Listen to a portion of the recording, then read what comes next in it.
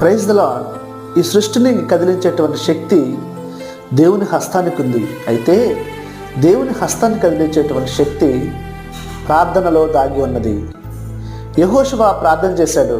ఏమనంటే, సూర్యుడా నీవు గిబియోనులో నిలువుము, చంద్రుడా నీవు అయ్యాలోయలో నిలువుము. జనులు తమ శత్రువుల మీద పగ తీర్చుకున్న వరకు సూర్యుడు నిలిచెను, చంద్రుడు ఆగిను. సూర్యుడు ఆకాశము మధ్య ఇంచుమించు ఒకనాడెల్లా అస్తమించడానికి త్వరపడలేదు. యెహోవా నరుని మనవి వినిన ఆ దినమటువంటి దినము ముందే కానీ తర్వాతే కానీ లేదు.